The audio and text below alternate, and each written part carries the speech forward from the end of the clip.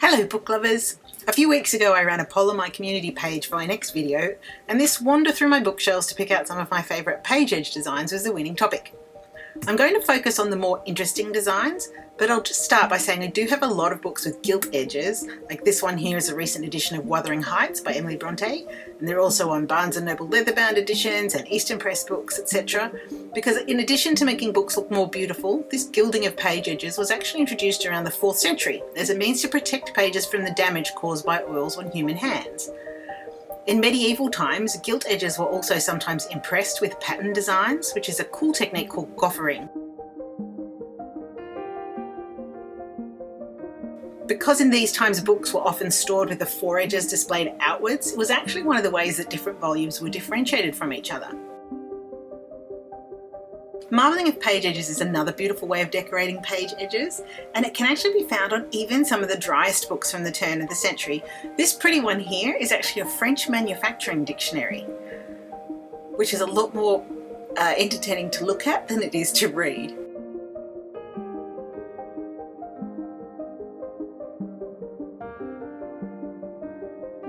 I've also experimented a little in making my own hidden foredge paintings. These are where you can only see the design when the pages are fanned out, because the rest of the time they're hidden under the gilt edges. The book I'm showing here is actually Rudyard Kipling's Kim, and it's from Cornell University. But today's video is really about more recent books, because advances in digital printing technology have meant that printers can now economically print large runs of multicoloured images along the head, foot and foredge of books, and this finally put them within the reach of the average collector. So I've picked a few of the more interesting designs out of my shelves to show you today. This first one here is A Box of Demons by Daniel Whalen. This is a fun children's book about a young boy trying to send a box of mischievous demons back to hell. The black sprayed page edges here are held closed by a mock clasp, and the book also has a hidden pop-up cover under the front boards. It's quite fun.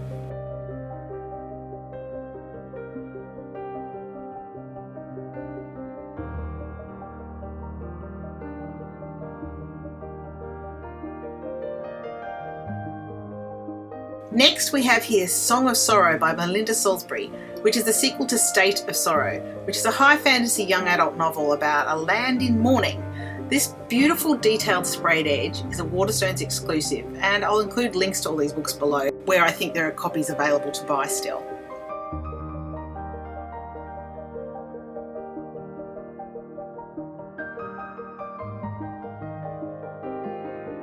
The lightning bolt design is from the latest in Maz Evans' humorous children's fantasy series Who Let the Gods Out? These adventures feature slapstick versions of the Greek gods and lots of comic one-liners. A limited run of first printings for the books in the series feature this same design with different coloured page edges for each book.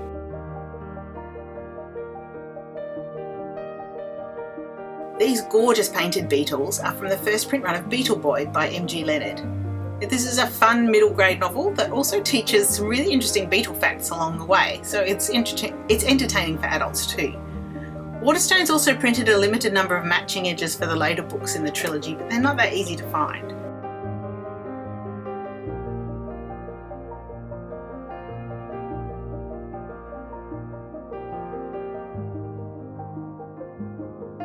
These double helix designs feature on Emily Suvada's dystopian science fiction trilogy about gene hacking, this mortal coil. The story does feature a few typical young adult tropes with an angsty protagonist and a bit of insta-love triangle, but the science is addressed accessibly, which is nice in a post-apocalyptic novel, and the story works well as an atmospheric thriller.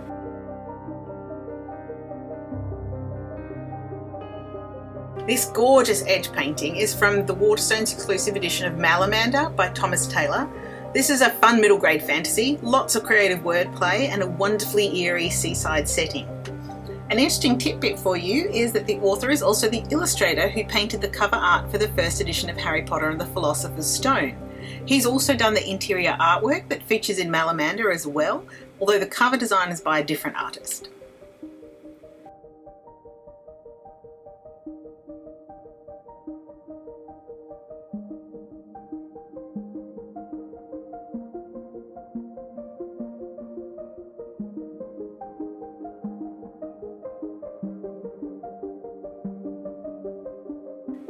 This paperback with the orange and black stripes is meant to look like the body of a bee, It's for the English translation of the Norwegian author Maya Lundi's The History of Bees.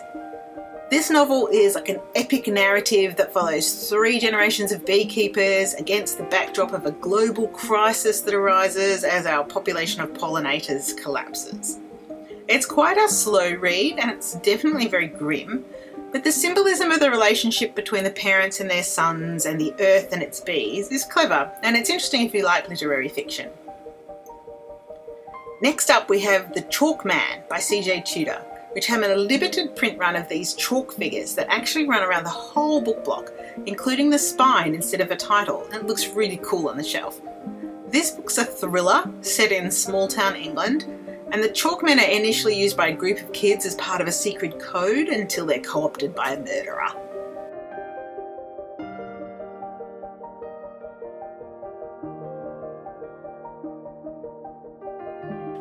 The Rainbow Edge for Birthday by Meredith Rousseau represents an LGBT coloured birthday candle, and the book traverses 6 different birthdays and lives of 2 small town friends who were born on the same day, one of whom is transgender.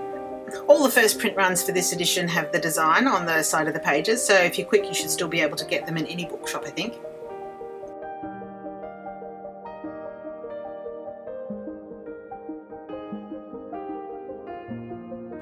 Next, of course, we have the Harry Potter House editions, which have the house colours sprayed around the edges and the scarf design down the foredge. And before anyone asks about Hufflepuff, I'm buying 1 house for each book in the series, so obviously I'll be getting the Hufflepuff design for Goblet of Fire. So it'll be here soon, I hope.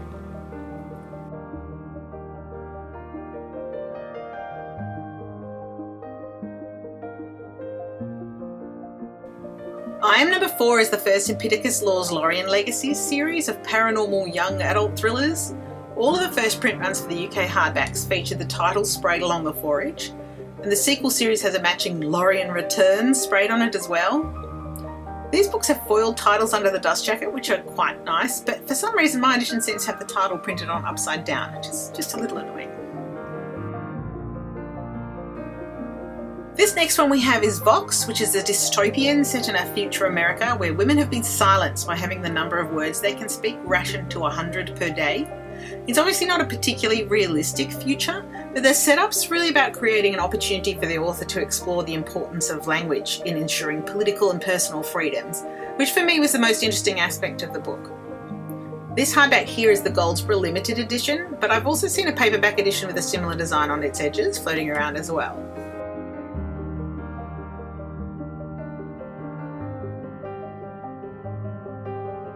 This book here with the creepy One More Soul stencilled along the foredge is The Edge of Everything by Jeff Giles. It's a young adult, urban fantasy, romance, thriller starring a supernatural bounty hunter who harvests souls, hence the tagline. It's the first half of a duology, but Bloomsbury didn't print a matching hardcover for the second book, which is so annoying.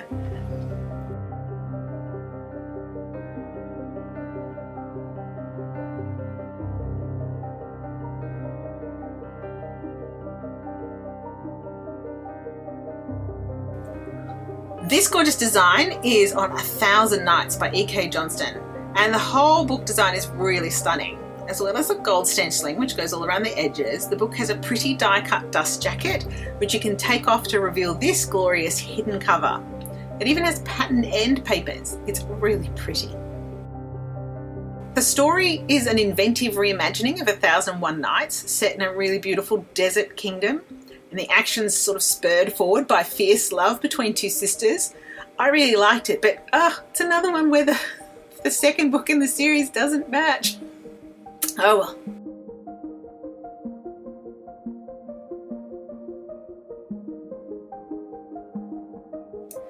The last one from this pile is Unsheltered by Barbara Kingsolver. The patterned foredge actually continues the wallpaper design from the dust jacket.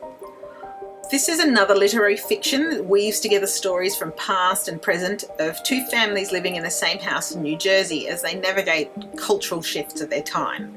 One's a science teacher excited by Darwin's new theory of evolution, and the other's a family split by current political divides.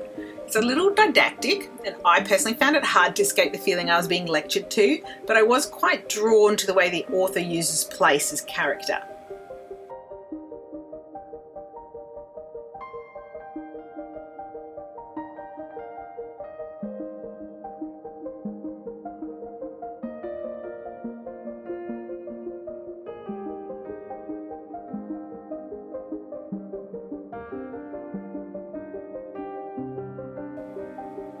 Now this next stack of books are from the Reimagined Classics series. I'll add a link to a more in-depth review of these above because I think the whole series is really well done. So I'm just going to highlight the edge treatments here. Unfortunately, the most recent 3 books have been a little plain, but the first printings of the earlier volumes are exquisite.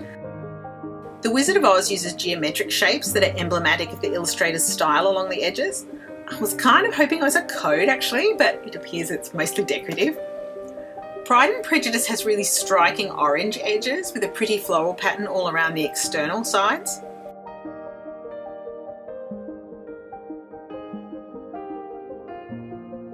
Poe's Stories features a suitably creepy silver on black, which appears to have Poe's signature and a sketch of his face hidden under ink splotches.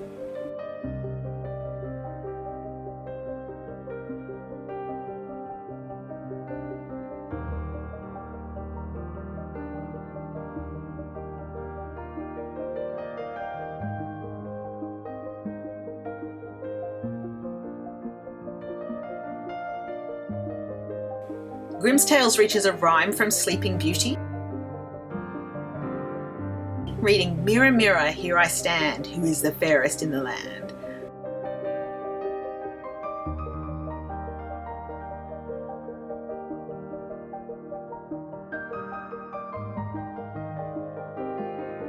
And my favourite, Alice in Wonderland, has 3 famous phrases from the book, with "We're all mad here," "Who in the world am I?" Now that's a great question. And of course, "Off with her head." A quick postscript here with "Something to Live For" by Richard Roper, which just arrived in my mail today, which has this cool train track along the page edges. Obviously I haven't read this one yet, but it's supposed to be a contemporary fiction about the lies we tell ourselves to fit in and the risk of falling through cracks of life, and I'll update in my community page what I thought of it after I read it. I hope you've enjoyed this tour, and if you're someone who loves finding this sort of extra artwork on books, I'll add a link below to a page which has a really long list of these and other interesting treatments, along with links on where you can find them if you're looking for them, as well as a pre-order link for this cool limited edition of Rainbow Rowell's Wayward Son, which has patterned edges to match Baz's suit, and it's selling out fast, so if you're interested, I'd definitely pre-order sooner rather than later. I'd love for you to share your own favourites in the comments, whether they're ones I've covered here or if you've got other hidden gems in your own libraries. As always, thanks for watching. I look forward to next time. Bye!